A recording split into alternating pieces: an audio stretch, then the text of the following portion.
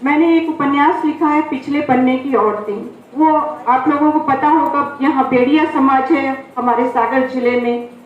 उसकी जो महिलाएं हैं उस समाज की बेड़नी कहलाती हैं, राई नृत्य करती हैं।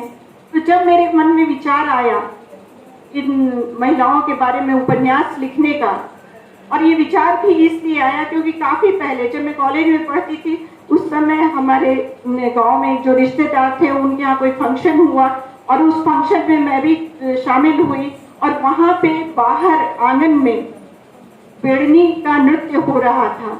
मैं जब देखने के लिए गई वहां पे तो मुझे रोक दिया गया। मेरी जो बुआ थी उन्होंने हाथ पकड़ के अंदर खींच लिया, नहीं नहीं तुम्हें वहां नहीं जाना है। मैंने कहा क्यों नहीं जाना है, डांस हो रहा है, मैं भी देखना चाहती हूँ। उन्होंने कहा नहीं नहीं ये मर्दों के लिए है, वो अपन लोगों को वहां नहीं जाना है। उस समय तो खैर बात आई गई हो गई, लेकिन ये बात कहीं मेरे अंदर चुभी रही।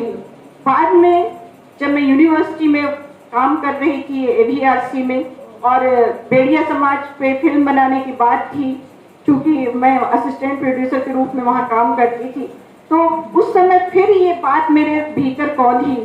मैंने कहा मैं इनके बारे में जानूंगी। हालांकि जब मैंने उपन्यास शुरू किया तब तक मैं जॉब छोड़ चुकी थी, लेकिन तब मुझे लगा कि मैं इनके बीच जाऊं, इनके पूरे जो परिस्थितियां हैं उसको समझूं, तभी मैं कुछ लिख पाऊंगी और इनके प्रति न्याय कर पाऊंगी। जब मैंने जाने की बात कही अपने परिचितों से कि मैं बेड़नियों के बीच जाना चाहती हूँ, पथरिया गांव है यहाँ, बेड़नी पथरिया कहलाता है, कि मैं वहां जाना चाहती हूँ, तो जो मेरे पुरुष परिचित थे वो एकदम से पीछे हट गए। अरे आप कहाँ जा रही हैं, अरे आप वहां मत जाइए।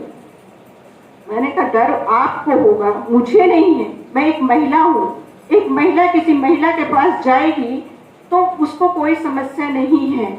आपके अंदर जो कुंठा है वो आपको रोक रही है, आप मत जाइए। और हुआ भी यही कि मुझे गाड़ी तो उपलब्ध करा दी उन्होंने, लेकिन वो खुद नहीं गए, मैं ड्राइवर के साथ गई।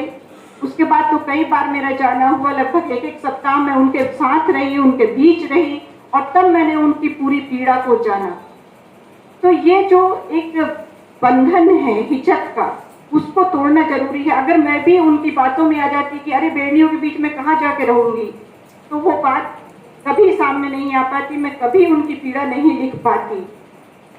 ईश्वर की कृपा है, आप सबका प्यार है कि उस उपन्यास के अब तक 6 संस्करण प्रकाशित हो चुके हैं। उस पर कई विश्वविद्यालयों पर रिसर्च हो रहे हैं और हो चुके हैं, और उसको हिंदी साहित्य का एक टर्निंग पॉइंट माना जाता है, क्योंकि उसके पहले कल्पना का अधिक समावेश रहता था हिंदी उपन्यासों में, लेकिन पहली बार मैंने यथार्थ का अधिक समावेश किया और इसीलिए उसको विशेष माना जाता है।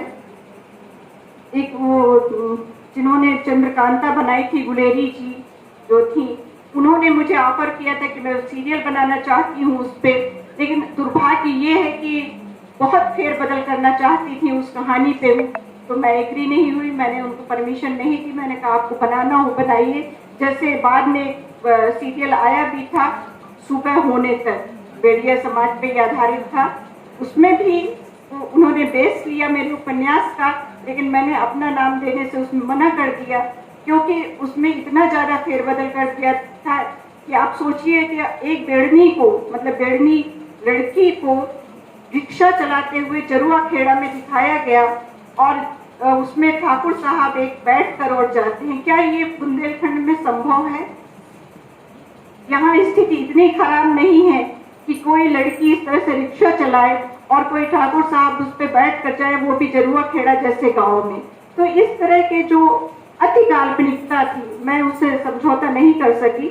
मैंने अपना नाम उससे रद्द करवाया। मैंने कहा आपको जो दिखाना हो दिखाइए, लेकिन मेरे उपन्यास या मेरा नाम उसमें शामिल नहीं होना चाहिए। तो सच का साथ देना जरूरी होता है। महिलाओं के हक में भी एक दूसरे के प्रति साथ देते हुए आवाज उठानी चाहिए। अगर हम एकजुट होंगे तो हमारा रास्ता भी आसान होगा, हमारे भाइयों का रास्ता भी आसान होगा, उन्हें हमारी चिंता नहीं करनी पड़ेगी। अगर हम सबल और सक्षम होंगे, अपने आप में दृढ़ होंगे, तो सभी के लिए एक आदर्श प्रस्तुत कर सकेंगे। मैं आपसे आज इस महिला दिवस पर यही उम्मीद करती हूँ कि हम एकजुटता, साहस का संकल्प लेकर यहाँ से जाएं और ये अपने आप से वादा करें कि हम अपनी अस्मिता को तो स्थापित करेंगे ही, बल्कि अपनी जो बहनें हैं जो अभी हाशिए पर रह गई हैं उनको सामने लाने का प्रयास करेंगे। तभी हम एक सच्ची स्त्री के रूप में अपने आप को आईने में देख सकेंगे। बहुत बहुत धन्यवाद आप सबका, पत्रिका परिवार, हीरो सेंट्रल परिवार का बहुत बहुत धन्यवाद।